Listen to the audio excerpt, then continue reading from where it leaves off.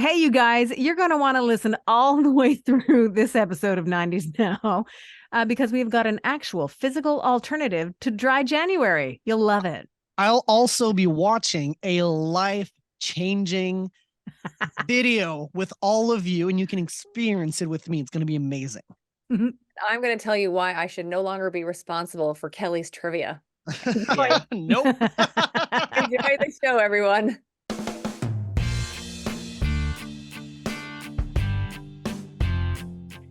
Is it too late to say Happy New Year? It is never too late to say Happy New Year, everybody. Happy New Year. Woohoo! Happy New Year, all. Yeah. Yowza. Season 12 continues for 90s Now and back into a brand new year that will have us talking about, well, some pretty big musical anniversaries for this year. We'll also talk about a perfect case scenario for when music and nudity collide. Because why not start the first show of 2024 that way? Also, new year, new round of Kelly's trivia, and another musical snapshot of how 1994 started. And we've got follow-up news on the guilty pleasure film from the summer of 2022. That was so almost 2 years ago. So let's start there, you guys, because it's nice to talk about summery things when it's wintry and cold, which is what it is where we are right now. So we can give thanks to Tom Cruise. Yeah. Because he's in talks for the third Top Gun movie. So, and busy dude, eh? Tom Cruise doesn't stop. We know that. Even while he's filming Mission Impossible 8, which, side note, for me, begs the question, how many impossible missions are there? And follow-up question to that, are they actually all impossible if he accomplishes them? Think about that. Yeah. Think Fair about that questions. while we look forward to Mission Impossible 8. Now, for Top Gun Maverick, that was the highest grossing movie of Tom Cruise's career at $1.4 billion. That's exciting stuff. So winning an Oscar for Best Sound, nominated for 6 other Academy Awards, including Best Picture. So this is certainly something to look forward to, is it not? I don't have dates, though. Do you have dates on that? No, I think I read that they're using the same writer that did Maverick to Right. on the first draft of the script. So apparently that's underway right now. And word on the street is that, Jerry Bruckheimer will be back as the partnering, I guess, executive producer, and also the same director, who I think his last name it's either Joseph Kaczynski, I think, or Joe, it's something like that. So he's Joe Kaczynski. That's what I got too. So he'll be back. And then because this will be actually, which is kind of funny, because this will be the third Top Gun, but it's really the sequel to Maverick. So the word on the street is that Miles Teller and I think it's Glenn Powell will be back. Yeah. So that's kind of cool. Maybe it's going to be Top Gun Mav Richard. Yeah. Sort of like a getting into the roots of Maverick, first given name, Mav Richard. Yeah, that might be it. But yeah, Tom Cruise is like on fire. And I mean, I don't know if it was in the article I sent you guys or in I don't know if it was variety.com that had an article about how like so many people were so grateful for Tom for basically reigniting theater life after pandemic. Right. And that movie was one of them. And then the other thing, like, I know we've talked about Seacrest before, like how much power he has to jump from different network to network. Yep. Tom is kind of doing that on some level now with the movie houses, because he's been affiliated with Paramount for a while, but now he's signed some kind of separate deal with Warner. And so, I think it's Warner. And so, it's just so crazy how like, they'll make concessions to make it all work because he's still bringing in tons and tons of coin. And I think what they do with him is that they just focus on that, the focus on the money, the focus on the movies, and nothing else. And not to bring a dark cloud into this subject, but what was it? The Brooke Shields documentary was on television, on regular TV, a couple of weeks ago. And so we watched that. I hadn't seen it, but it's from last year, I think. Have you seen it? No. Highly recommend it. Highly recommend it because of the story that it tells, not just about her life, but society's view on women and the manipulation of that view, etc.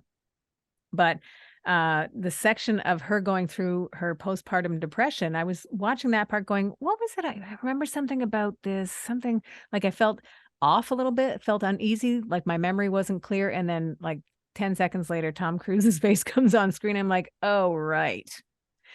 Do you remember Tom Cruise and how he had all the answers about postpartum depression and Oh, that Brooke right. Shields was wrong? And she didn't know Oh. what she was talking about. Do you remember how he went on a number of shows saying that she didn't know what she was talking about? Thought about that. So this many, I think it was 19 years ago. So this many years later, I think the focus on just make the movies, Tom, and we'll make a lot of money and don't talk, I think is probably the best bet, because I was instantly back to the rage I felt toward him of like, who do you think you are talking right now? Yeah, that's when he was feeling himself. Like, Oh my goodness. Yeah, clearly. The other thing that was funny too, that we know what happened with the Matt Lauer situation and how that proved to be inspirational to the morning show. But even they show a clip of him asking Tom Cruise, so like if she's saying she has it and she knows what she's read, why is she wrong? So even he was like, huh? Oh, so yeah, anyways, the Brooke Shields documentary, very worth watching. joke. Very good. Yeah, not just for the Noted. rage. Noted. Now we're one subject in, and we are this much closer to having our brains challenged beyond anything we ever think possible for us, Adam. Are you ready Yeah. for Kelly's trivia? No, I'm not, but let's do it. Anyways. 90s now. Trivia. Ping pong. So we Bing will bong start it is. right off the top, nice and hard, art and literature for Ugh, yeah. So why are you doing this to me? Nice Was and I hard. really- She even says it, doesn't even mask it. I like to challenge your Wow. brains so they don't go, liquidy. So here we are. Complete the title of this Goosebumps book originally published in 1992. So here's the title. Say what and die blank. Adam, Go Adam. later. Oh, that's nice. No. So the blank is say what So and say what and die blank. standing.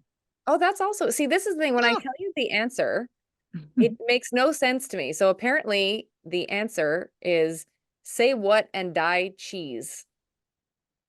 Say what and die cheese. Yeah, and die is not like DYE. It's like die as in die, like DIE. So Like you're gonna die, cheese. yeah, it's very odd. Like I never watched this thing. That was a series read of it. books too, right? I guess go the Goosebumps book. Or complete Yeah. this title of this Goosebumps. Oh no, the blank is say blank and die. Say cheese and die is the title Oh, of the book. there you go. Oh, there you go. Oh, Why there did you they go. write it like this? This is so confusing. What's great about this is that now even you don't know something about trivia. So you're really at our level. Yeah. I'm worse. I'm worse. Let's be honest. Like Okay. I am. How bad of a title would that be? Say why what did she- and die cheese. Yeah, well, that's why it didn't make sense. And to me, what they should have done is just have like, like an underline, like where you'd put Yeah. the word, An actual blank, yeah. an actual blank, and then it'd be like blank and die. Like, this is Say terrible. cheese and die. Yeah. Say what and die cheese. Thanks for saving. Thanks for saving. This is like the clip for sure. Yeah. Yeah. The clip, the one where we're all dumb. Yeah. That was terrible. So let's jump to something fun. Hobbies, toys, and games. Ooh. And I feel like that somebody will get this. Uh-oh. What factor controlled the color of the bangin' 90s trend mood rings? What? Yeah, say that again. So, What- mood what? rings. Mood rings. Do Yeah. you remember mood rings? So what Yes. like phenomena basically controlled the color of it? Sharon.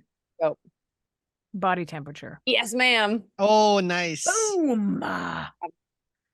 Because I had 2 separate decades to know that, because mood things actually started, I believe, in the 70s, Okay. if not sooner. But I had a mood shirt. I had a mood ring. So that like the Really? mood shirts had like an oval or a circle on your t-shirt, and you could tell because obviously if your body temperature went a certain way. So all you really had to do was run around to get happy.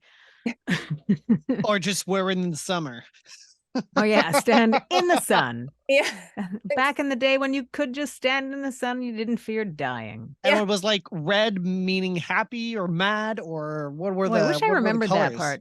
I totally don't remember that. Kelly, do you have access to that or no? I do know. I remember some of my friends had mood rings, and I remember like the big thing would be people would put their thumbs or their fingers on it, I guess to increase the body temperature, and then it would change Yep. like different colors. And I remember going, this is such a ridiculous thing. Like you can make it go any color basically by just how you put your thumb or whatever. So, but I never owned one. Oh well. Imagine they should reintroduce it to women of a certain age. Oh, she's happy. No, she's not. No. That's hot flash rage right there. You're getting your colors confused. Hey, speaking of hot flashes, of all the things you know of yourself, I would say that nudity, and when you are nude, is one of the things that we have control over, I think, for the most part, right? But I also say it's okay if Lenny Kravitz doesn't have control over that. He says that he didn't know he'd be nude in the video for TK421, which is such a fun song. But that he found out when he got on set. I love this because How does that happen though? How do you not know? It's a great plan. It's either not a plan at all and you think on your feet, or you planned it all the while and you just wanted to see Lenny nude. So as it was put to him by director Tanu Muino, he said, quote, "She came to me and said, this is what we're going to do. You're going to get out of bed. You're going to get ready for the day. You're going to get dressed. And then you're going to go walk out of the house." End quote. She made it sound like she thought it all the way through, didn't she? Or that she just wanted to see him naked in a cozy home setting. I mean, either one works because it's a really cool video. And man, oh man, is he smoking hot. Yeah. I recently saw a picture of him that he posted to his social media. I forget which award show he's at. It might have been Golden Globes. And so he's 59 or 60, right? At this point, like he's 59, I think. I think he'll be 60 this year. Right. So he looks 33. It's crazy. Like, yeah, he's so taut. Yeah. Yeah. Like he doesn't have, how sometimes there's like older gentlemen in shape body? Yeah. There's still a bit of sag action. Yeah. He has none of it. Zero of it. Yeah. He obviously moisturizes, which is smart. The skin is being treated nicely. Yeah. And he's so chill. Yeah.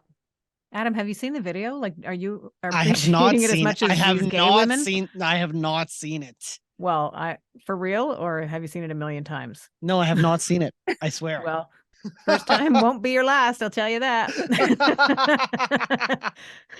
Yeah. It's a catchy song, which helps, but I'm not even sure if you would have to unmute it to enjoy the video. Saying a lot when the gaities love it. Yeah.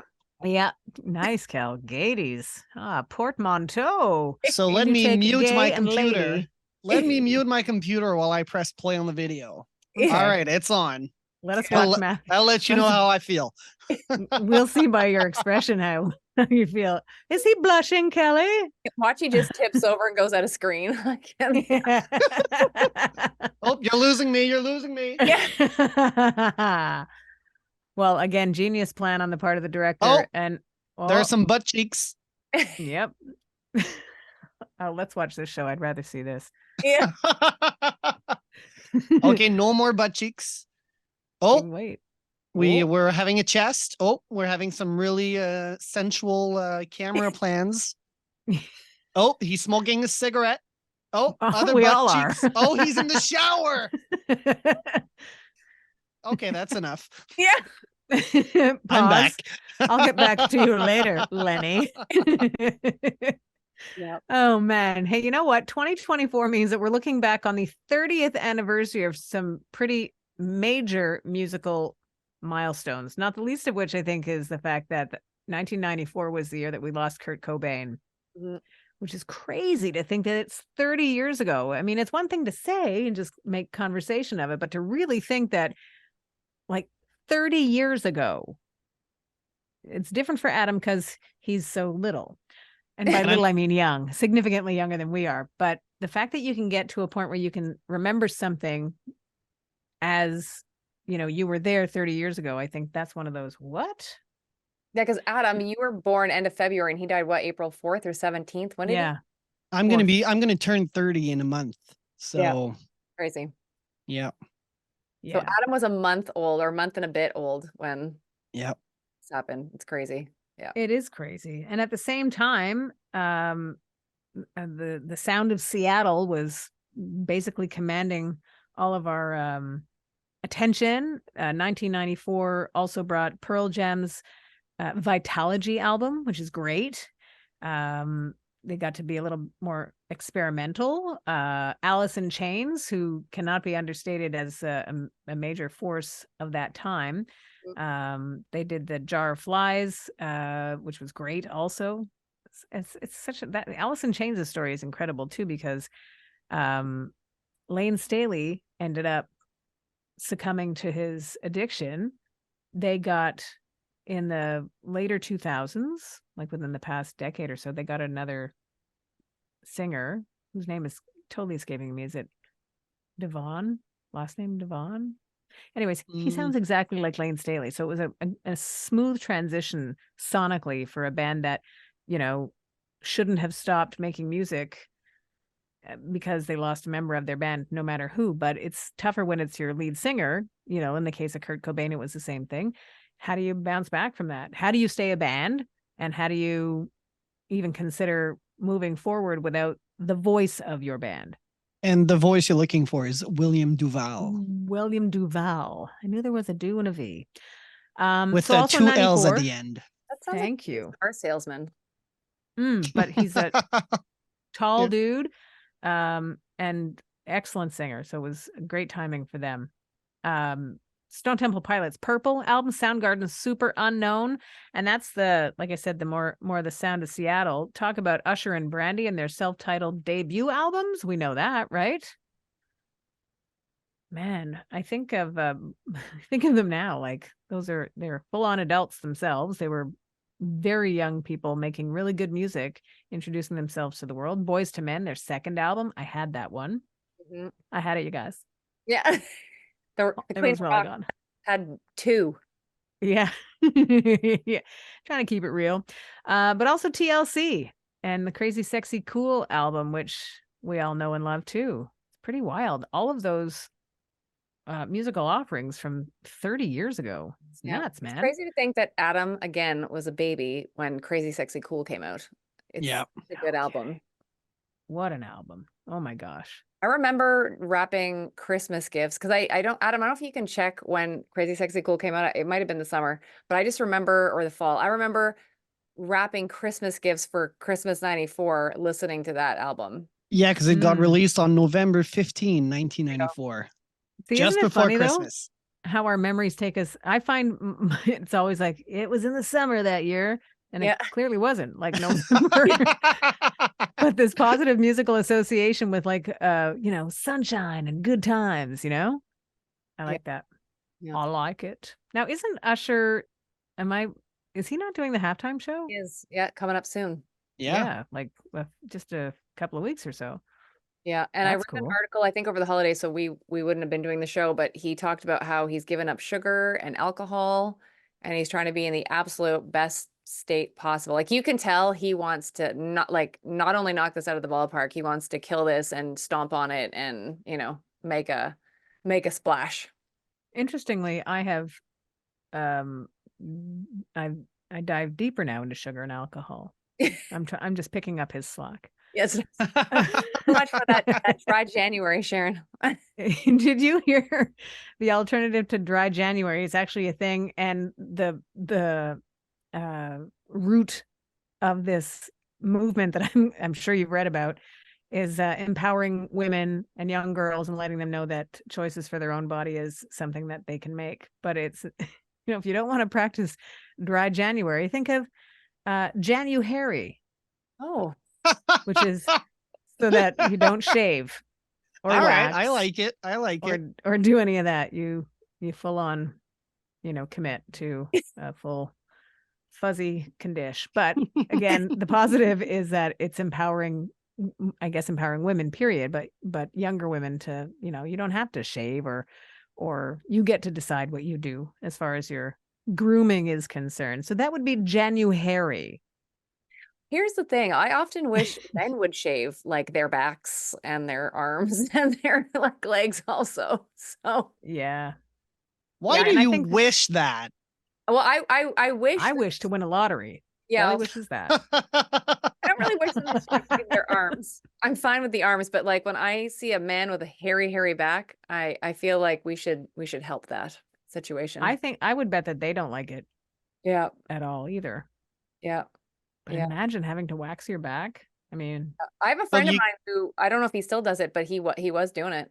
He was waxing his back. I Well, think you I would can't get do it yourself. You need electrolysis. to go to the salon or Yeah, something. he was getting it done by whoever. Yeah. Hmm. I would get electrolysis because I think it's short-term pain instead of always having to go. Is Yeah. that a laser treatment? Yeah, I think it's a more intense version of laser.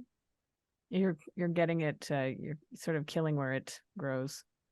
Isn't that what laser treatment does? But electrolysis, I think, goes deeper. So I'm again, I don't know the details. I know words. And one word is laser and another word is electrolysis. They may very well be the same thing or have similarity. Certainly they have similar end results. I think with waxing though, I don't know at what point it stops growing. Yeah. Isn't there an element of waxing and it promotes growth? Like, we're gonna come back stronger. Possibly. Can't tell Yeesh. you. Yeah. I don't know. Anyways, I'm sorry I brought it here. But what I will do now is take you back to 1994 because I thought, oh, well, we talked about the albums from that year, but the interesting thing about the charts at this time back in 1994 for a 90s rewind, it wasn't new music that came out in 1994. It was what we got still in 1993. Like Snoop Dogg's first song was heading into the single digits on the charts. And Linger with the Cranberries, that was their second single from their debut album, was moving up too. But the top 5 songs that wrapped up 1993 took us into a new year, and almost exactly in the same order, except where Toni Braxton popped in with Breathe Again. Haven't heard from her in a while. Yeah. Toni Braxton was at number 5. Then Janet had locked the number 4 spot again. That's the interesting thing. So the top 4 songs were the same this week as they were the previous back in 1994, and all songs that came out in 93. Confusing? No, just listen, because Janet Jackson again was at number 4. You know that one, eh, Kel? Do. Of course you do. Ace of Base wasn't lining up infants for the subject of their song that was at number 3, but baby meant lover. And all that she wants is another baby. Was in the number 3 spot. The number 2 song was 1/3 Canadian and a part of the soundtrack to Three Musketeers, All for Love, with Bryan Adams, Rod Stewart, and Sting singing on that. And one of the highlights from the Christmas concert that legit was just a few weeks ago was number 1 again around this time in 1994. And that was Hero with Mariah Carey. Nice. And that's your 90s rewind. Sharon, Yeah. let's say, because you brought up again that was an Academy Award, Academy nominated song for Janet, and she performed it at the Academy Awards that year. Ooh. Yeah, she was in a very nice white pantsuit, and which was amazing because most women do not go to the Academy Awards in suits. It's usually all gowns, and maybe because she was performing, I don't know, but she showed up in this amazing white pantsuit, and Jimmy Jam played the piano for her on stage, and she sang again, which was awesome. That's cool. Yeah, Where did I see Jimmy Jam recently? Was it at the Rock Hall induction? most likely he's very usually Yeah. involved in that stuff. Oh, yeah, because he was all up and getting going with Missy Elliott's Oh yeah, there we go. performance, which was amazing. And I should mention too, because I know we like to offer up some music. So a Now song that sounds very 90s. If you haven't heard it, maybe Adam's heard it already. Ariana Grande's Yes and Oh, I heard Yeah. it. Yeah. So good. sounds very 90s-esque. So something to Yeah. check out. Cool. And she hadn't released any song for like, was it 2 or 3 years? In a while, she was focusing on her filming stuff for some movie work. And I think that's going to come out this year. Like, I think 2024 will be a big year for Ariana Grande. It's supposed to be a big year as well for Dua Lipa. Yeah. Ooh. And so we'll see what else transpires. Well, it's a great comeback song. Well, I don't know if we can call it a comeback, but Yeah. it's a great song by Ariana. Oh, it's perfect. Mhm. And also cool to have seen Dua Lipa in the Barbie movie. She'll be making her major film acting debut, by the way. I think it's the 2nd of February when they're releasing Argyle to theaters.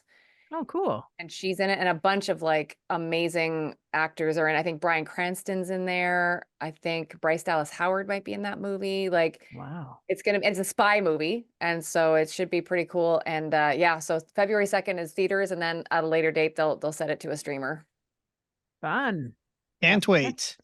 Yeah. I think we've covered all the topics for our first show for 2024 in the books. Yeah. Great Thanks to so see you much for guys. being back, everybody. Yeah, welcome.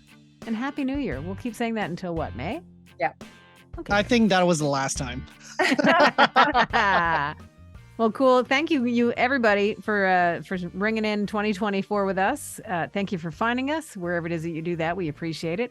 Thank you very much for listening to 90s Now, still happening.